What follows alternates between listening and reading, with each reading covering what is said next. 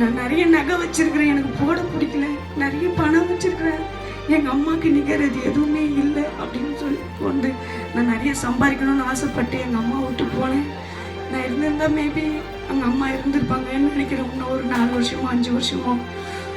யாருமே அவங்க அம்மாவெல்லாம் லாஸ் பண்ணது. எனக்கு இங்கே நிறைய அம்மாங்க உட்காந்துருக்காங்க, அவங்க பொண்ணுங்க, அவங்க பிள்ளைங்களாம் இருப்பீங்க.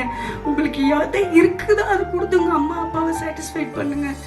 பணம் எனக்கு இருக்குது, எல்லாம் இருக்குது, எனக்கு இல்லை எங்கள் அம்மா.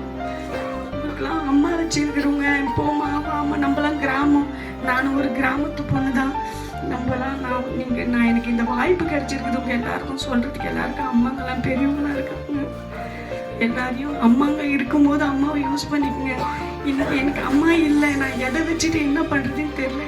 எனக்கு எதுக்கு எதுவுமே பண்ண பிடிக்கல. நான் வெளிநாட்டில் படிச்சிருந்த மாதிரி இங்கே இருக்கிறேன் பாருங்க. இல்லை, எனக்கு தாய் இல்லை. நான் எதை பண்ணால் எனக்கு சாட்டிஸ்ஃபேக்ஷனாக இருக்கும், எதுவுமே கிடையாது. நான் தாயை தவிர உலகத்தில் எதுவுமே கிடையாது. இந்த சினிமாவில் அதில் பேசுறது இதில் பேசுறது அதெல்லாம் இல்லை. நான் ஜாலியாக போனேன், ஃப்ரெண்ட்ஸுங்க கூட போனேன், நான் சம்பாதிக்கணும்னு போனேன், என் பிள்ளை குட்டிங்களை காப்பாற்றணும்னு போனேன். எல்லாரும் சாட்டிஸ்ஃபேக்ஷனாக இருக்காங்க. நான் எங்கள் அம்மாவை லாஸ் பண்ணிட்டேன்.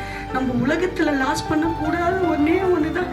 இன்னைக்கு போய் சுடுகாட்டில் பிறந்து 10 லட்சம் 20 லட்சம் எங்கள் அம்மாவுக்கு செலவு பண்ண எங்கள் அம்மா என்னால் கூட்டு வர முடியல. லட்சன்றது ஒன்றுமே கிடையாது. நம்ம அம்மா தான் நம்மளுக்கு முக்கியன்றது எனக்கு இப்போ தான் தெரியும். எங்கள் அக்காங்கிட்ட சொல்லுவேன், அம்மா திட்டாதுன்னு சொல்லிட்டு எல்லா அக்காங்கிட்ட தான் சொல்ல முடியுது. ஆனால் உள்ள எல்லாருக்கிட்டையும் நான் சொல்ல முடியல. இன்னைக்கு சொல்கிறேன், நம்ம அம்மாங்க இருக்க போகிறது கொஞ்சம் காலம் தான். அவங்கள சந்தோஷமாக வச்சுக்கங்க. நான் லட்சத்துக்காக அதுக்காக சொல்ல, நம்மக்கிட்ட இல்லை காசு 5 ரூபாய் இருந்தால் நம்ம அம்மாவுக்கு 2 ரூபாய் கொடுக்க ட்ரை பண்ணுங்க. ஏன்னா அம்மாங்க கொஞ்சம் காலம் தான் இருக்க போகிறாங்க, நம்ம தான் கொஞ்சம் காலம் வாழ போகிறோம். நம்ம எதை கொடுக்குறோமோ அதை தான் நம்ம பெற்றுக்கொள்வோம்.